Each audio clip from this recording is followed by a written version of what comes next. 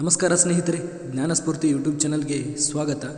ಒಬ್ಬ ಬಡ ಹುಡುಗನು ಬರೀ ಮೈಯಿಂದಲೇ ರಸ್ತೆಯಲ್ಲಿ ಆಟವಾಡುತ್ತಿದ್ದ. ಅಂದು ದೀಪಾವಳಿಯ ಹಬ್ಬ. ಸಿರಿವಂತನು ಆ ಹುಡುಗನನ್ನು ಕರೆದು ಒಂದು ಹಳೆಯ ಅಂಗಿಯನ್ನು ಕೊಟ್ಟನು. ಕೊಟ್ಟವರಿಗೆ ಅದು ಹಳೆಯ ಅಂಗಿ, ಆ ಹುಡುಗನಿಗೆ ಅದೇ ಹೊಸ ಅಂಗಿ. ಅದನ್ನೇ ಧರಿಸಿಕೊಂಡು ಹುಡುಗನು ಸಿರಿವಂತರ ಮಕ್ಕಳಿಗಿಂತಲೂ ಸಂತೋಷದಿಂದ ಓಡಾಡುತ್ತಿದ್ದ. ಅವನನ್ನು ನೋಡಿದ ಸಿರಿವಂತನು, ನಮ್ಮ ಮಕ್ಕಳು ಇಷ್ಟೇಕೆ ಸಂತೋಷವಾಗಿಲ್ಲ ಎಂದು ಚಿಂತಿಸುತ್ತಿದ್ದನು. ಬದುಕುವ ಕಲೆ ತಿಳಿದಿದ್ದ ಬಡ ಬಾಲಕನಿಗೆ ಹಳೆಯ ಬಟ್ಟೆಯೇ ಹೊಸದಾಗಿತ್ತು.